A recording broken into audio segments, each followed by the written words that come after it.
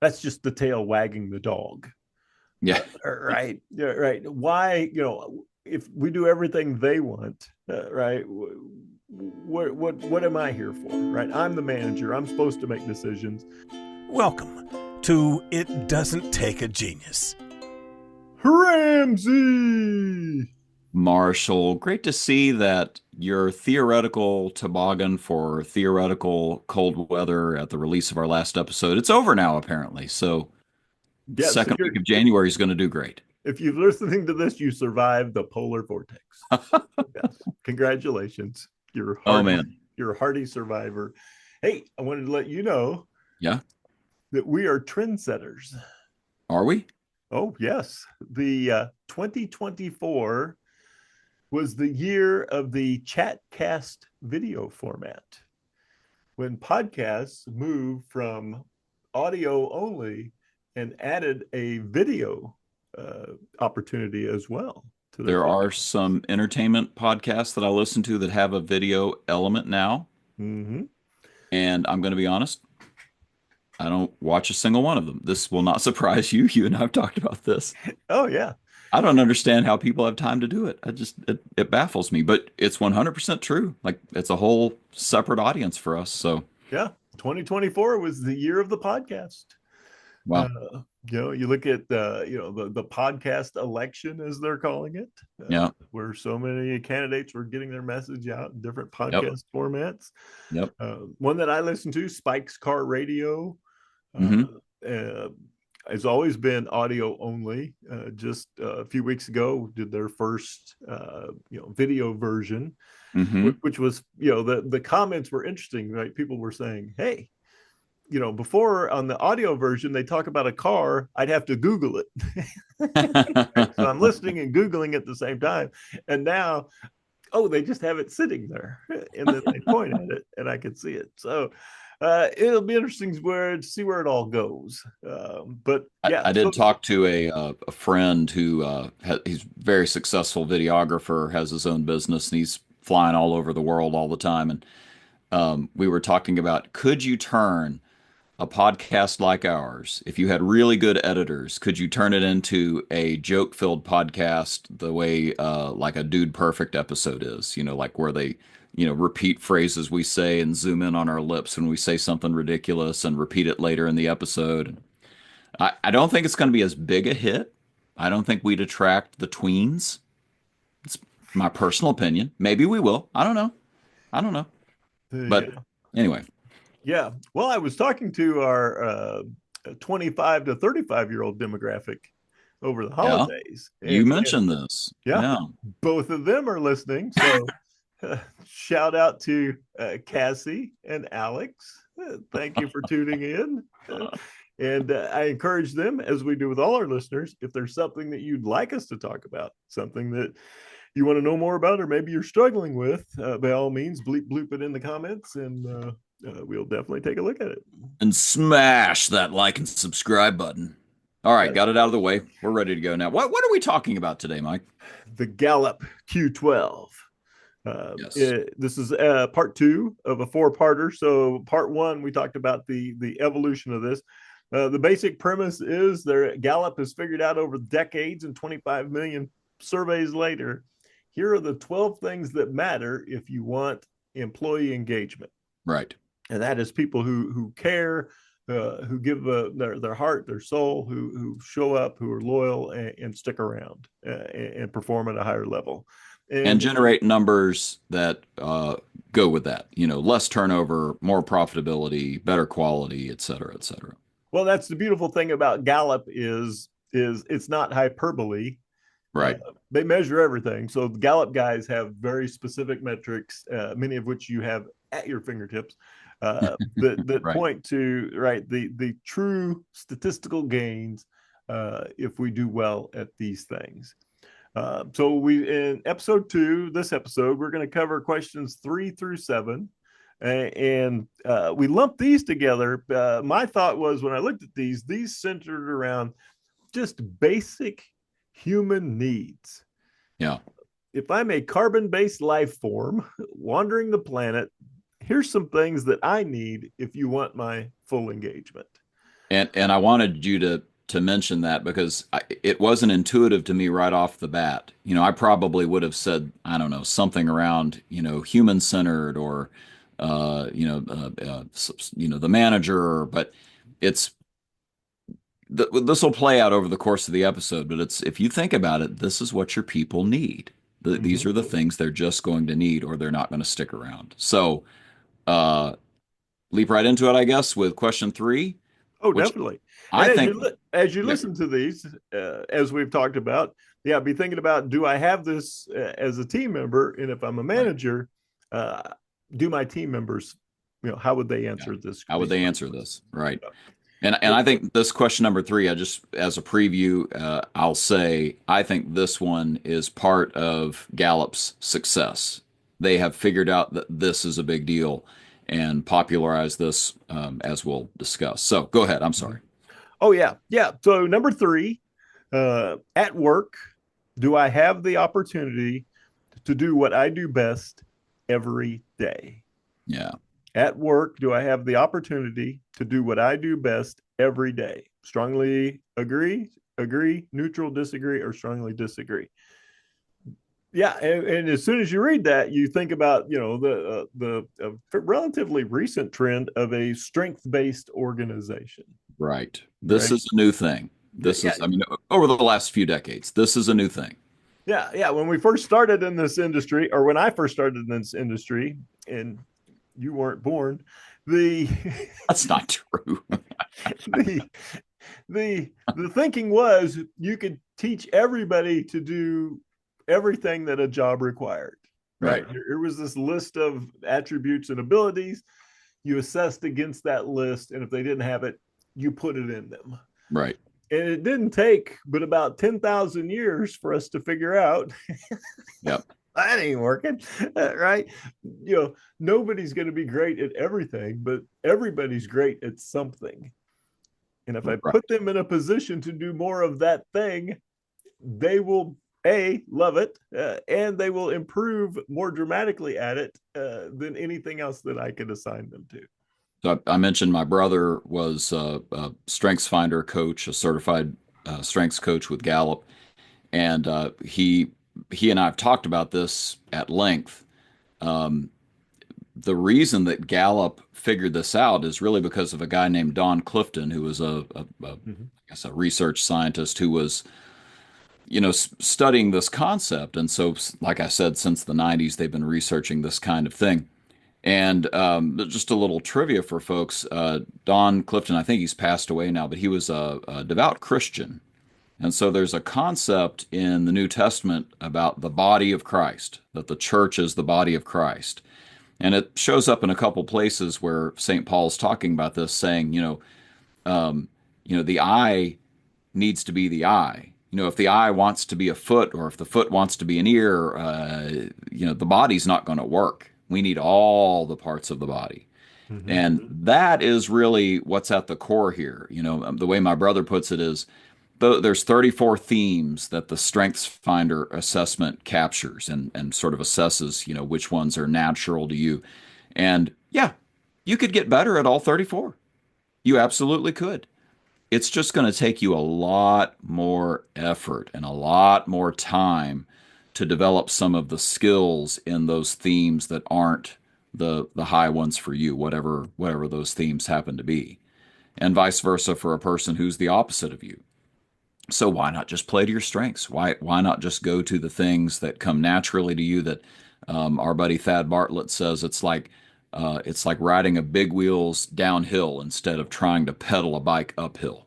Mm-hmm. It feels so natural and good. That's the kind of stuff we're talking about here. Oh yeah. Well, we saw this in the car business with the dawn of the internet, right? We hired these people who were great in person and great on the phone. Yep. And then this internet worldwide web thing came along, and yeah, now salespeople had to respond in writing. Well, Yeah. we discovered very few of them could write well. That's right. And the managers were angry. Managers were Yep. like, I can't believe these people, these salespeople can't write. And I'm like, Yep. well, when you hired them, did you test for that? Was there a written portion Right. of the interview? Right. Uh, And was it important to you at the time? Well, no. Well, why would you expect them to have it if you didn't test for it and you didn't ask for it Right. right up front? And so they, some of them learned to do it, but they were never great at it. Wasn't their strength. Yeah. And so we went out and hired people who were great at written communications. Lo and behold, yeah, they didn't care all that much about talking on the phone or seeing people in person, but man, they can communicate with the written language Yeah. and get people to show up so that the salespeople could do what they did best, which was face-to-face Yep. communications. You know, we wouldn't have Lord of the Rings if it wasn't for that very thing. J.R.R. Tolkien was a Oxford professor. I think he was at Oxford. Anyway, he was a terrible lecturer. He was like he'd mumble into his pipe, and the people couldn't hear him, and he would, I guess he would go off on tangents and so on. But he wrote so much and so succinctly, and the deeper you go, I mean, now Tolkien scholarship is a field. That professors spend the rest of their lives researching him and studying him.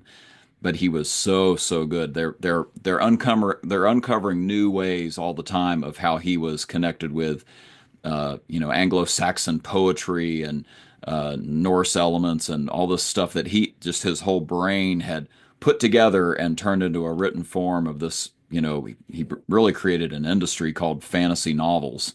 He invented that, let alone all the really good stuff he wrote that's high art.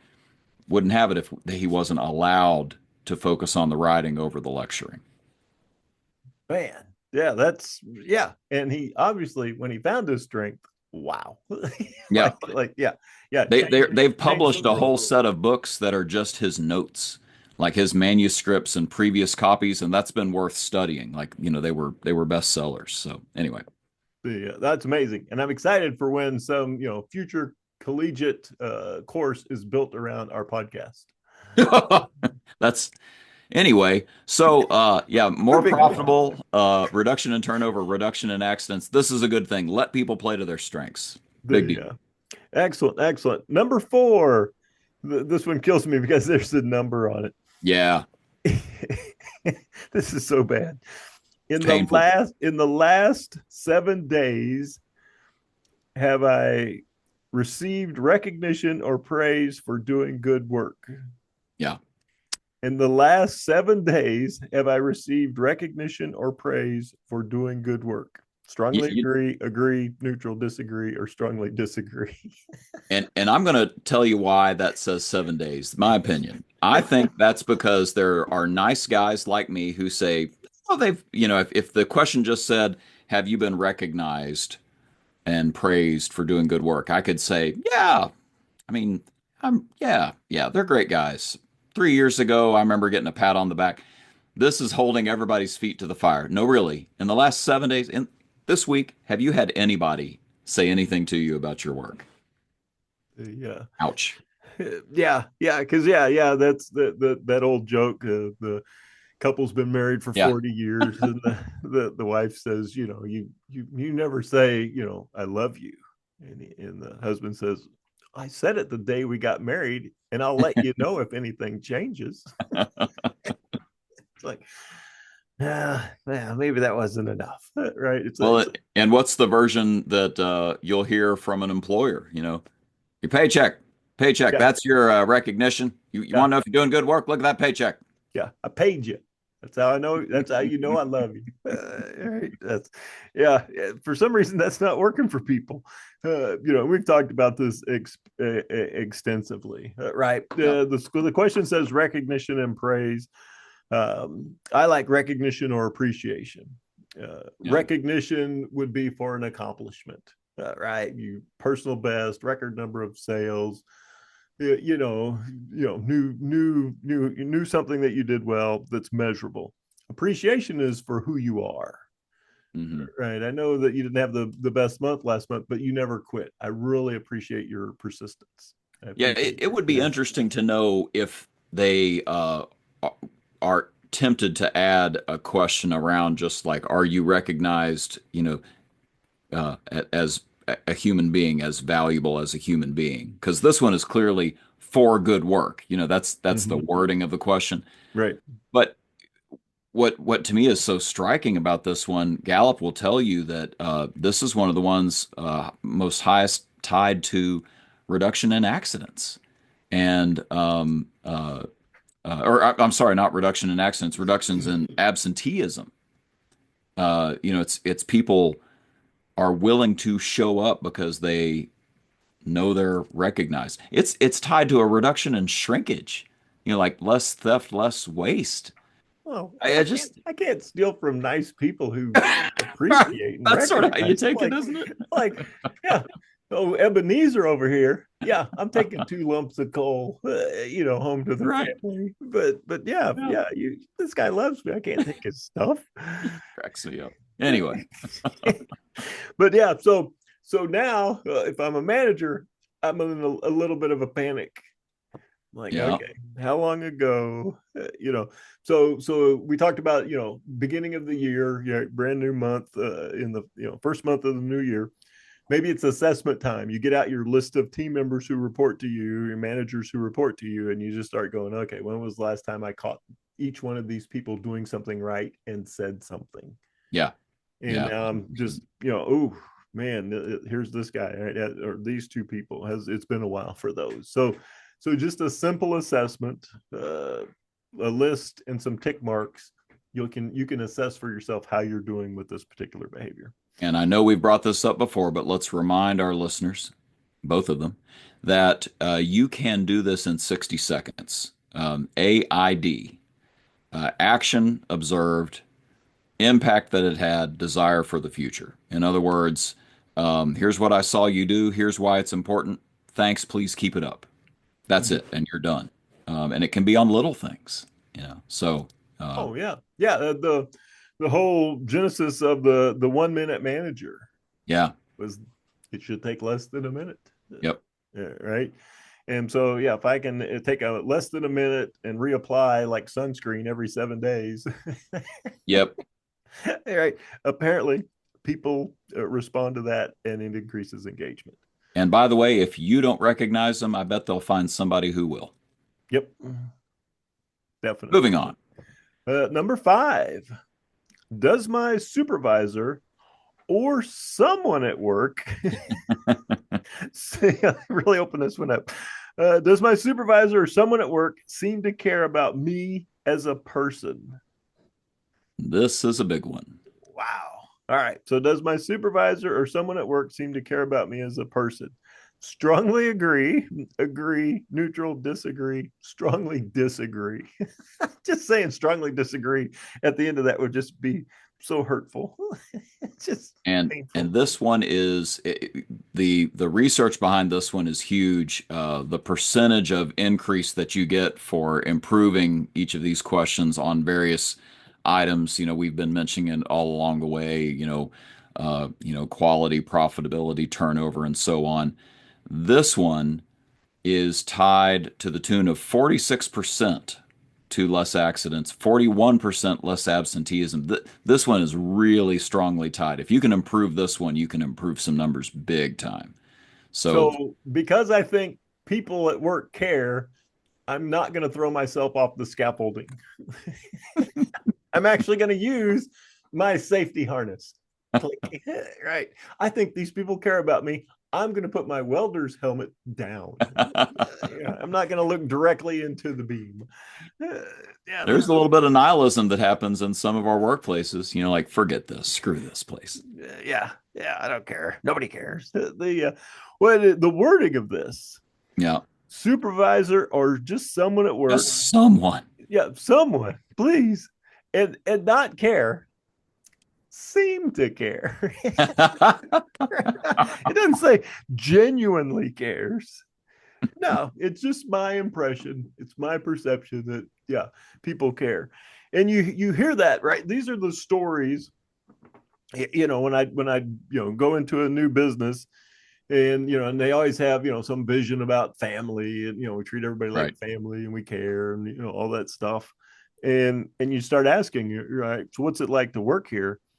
And you'd often hear stories about stuff that the managers or the owners, the leadership did to demonstrate care. Yep. Right. One of the most frequent ones I hear is when, what's this place like? Well, let me tell you this. When my father passed away, the owners came to the funeral home. Yep. And I'd only been working here like 3 weeks. Yep. Right. When my mom got sick, right, they loaned me a car, Yeah. and they even paid me for my time off, even though I'd used all my paid time off days. Right. So there was Yep. this. So you just get these stories that are legends, right? And Yep. these stories that are retold and that live on, that demonstrate that the people in power care about the people who work for them. Yeah, you know you're not a number at that point. And we've talked about this. People leave bosses, they don't leave jobs, they leave bosses.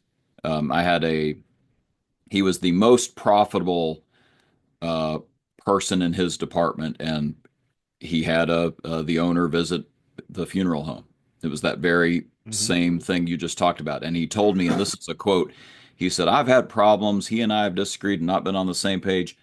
I'm a lifer now.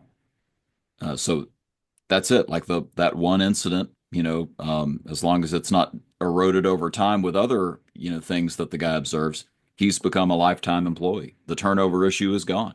Mm-hmm. That's the kind of thing you get out of this. Yeah, that's absolutely amazing. So yeah, the smallest act of caring, right? And in order to do that, you have to know something about what's going on in the lives of your people. That's right. And so yeah, once I know those things, can I act upon those in a way to let them know that we care?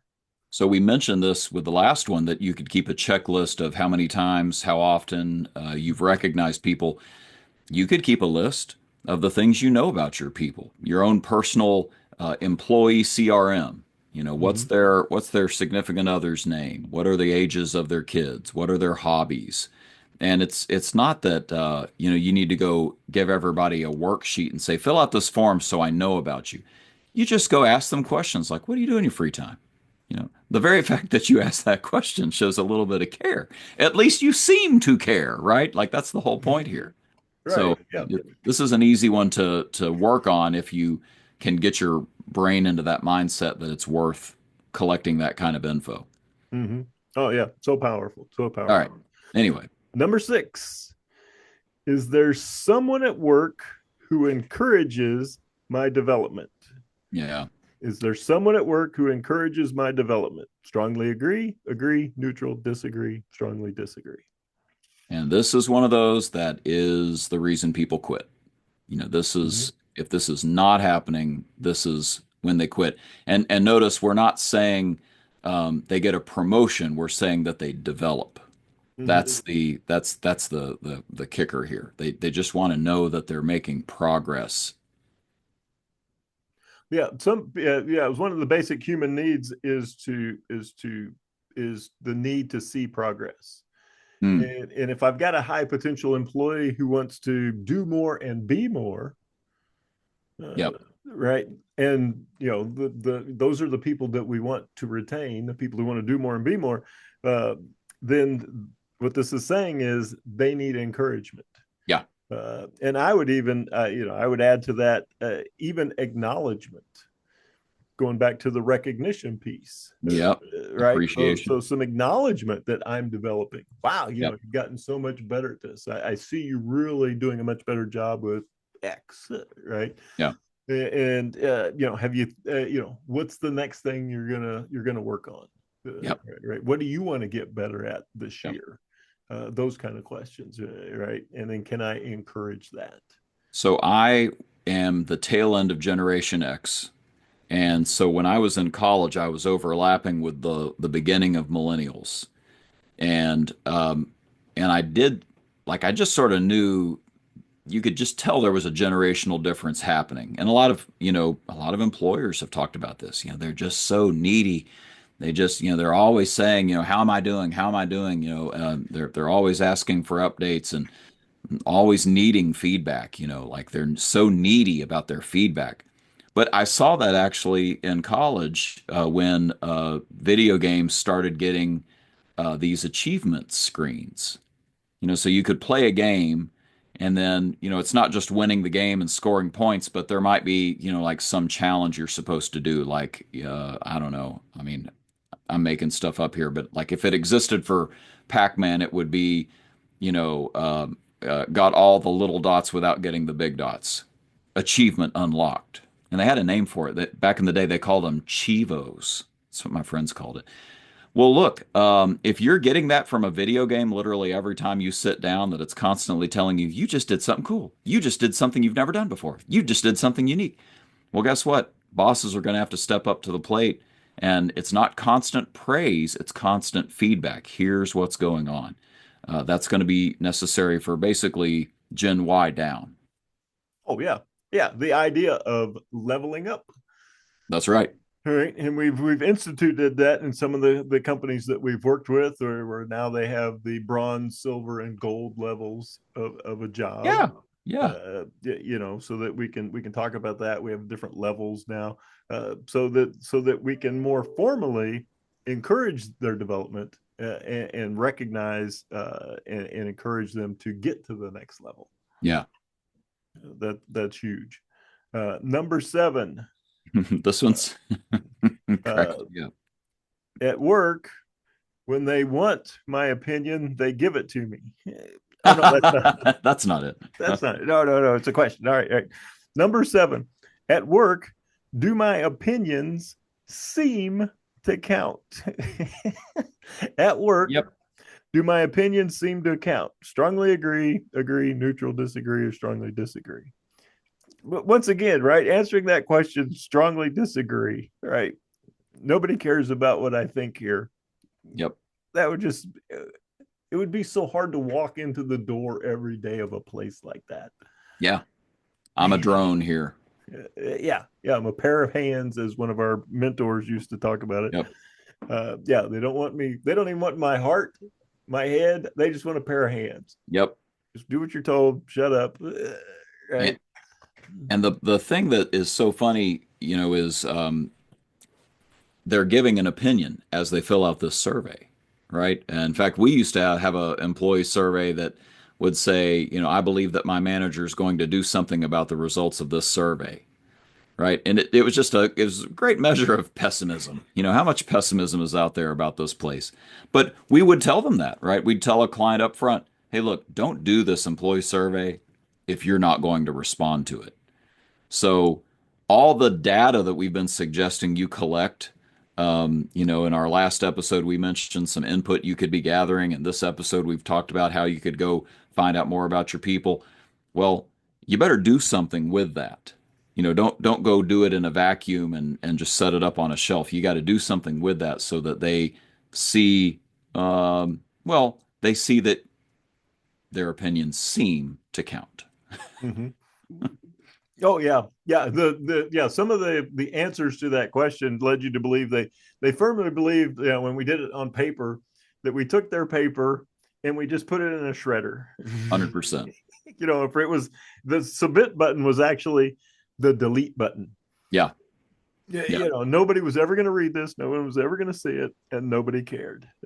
In some ways, that was kind of fun, because when management did do something, it's a huge surprise. It was a pleasant surprise. It was although often, as you pointed out, you had to connect the dots for them and say, hey, did that thing improve that you all said about on the survey, or that I collected from you in feedback? It did. Great, because we did XYZ because of your feedback. Oh yeah, Make sure that happens. Yeah, because of your responses on the survey, we've now implemented X. Right. You couldn't just implement X and not connect it to you sharing your opinions. Right. And so that's huge. The pushback I get from managers on this is, well, that's just the tail wagging the dog. Yeah. Right. Why, if we do everything they want, right? What am I here for? Right. I'm the manager. I'm supposed to make decisions. And the response to that is, right, people do not expect you to do everything that they share with you, right? Or act upon their opinions. What they do expect is that it gets a fair hearing. Right. And so, yeah, your opinion is we should be doing this. Okay. I've actually looked into that, talked with some other managers, and, for where we're going right now, we're just not going to do that. Yep.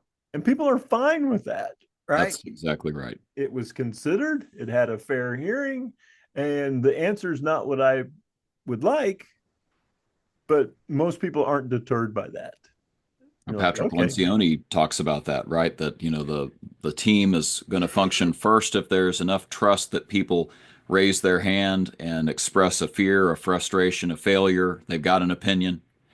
And then the next step is they're going to have conflict over that. We're going to have enough trust with each other that we can actually have the back and forth discussion about this.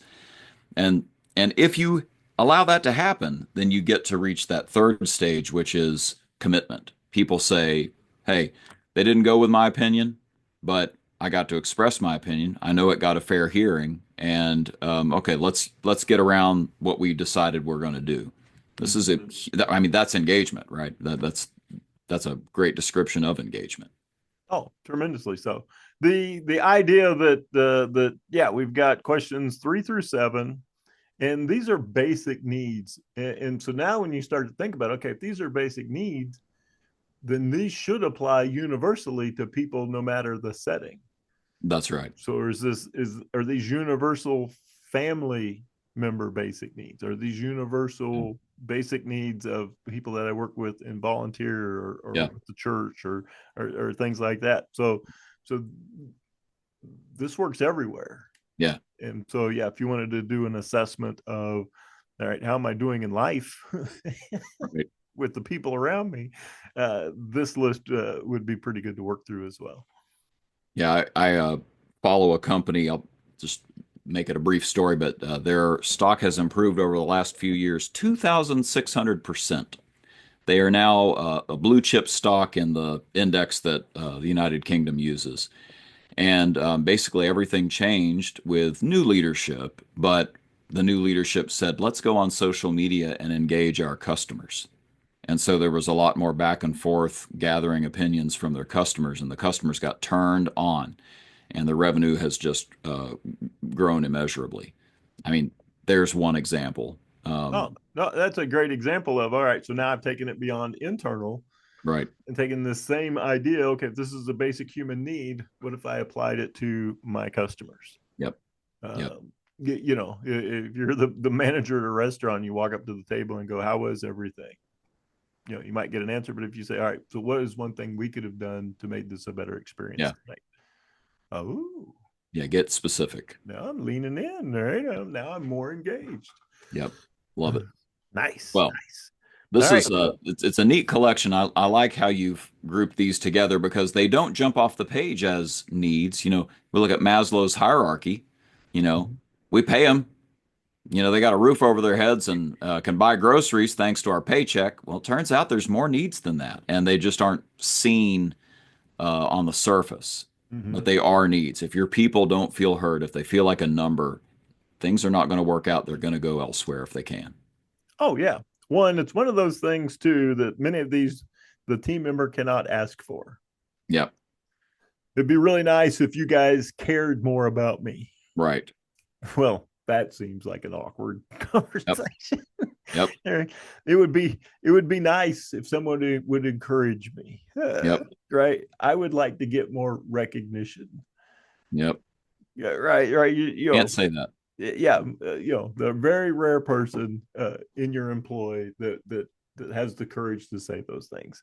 Yep. And they shouldn't have to. Right. So self-assess where you at with your team, and then work on that for a week, and then we'll see you for part 3, where we're going to talk about a big picture. Ooh. Oh man, teasing. Oh, I like it already. All right, take it away, Mr. Wolf. Warning, Mark and Mike may or may not make another one. I'm your announcer, and I did not get paid a nickel to do this. They won't even let me tell you my name. So until next time, if there is a next time, stay safe. Be well.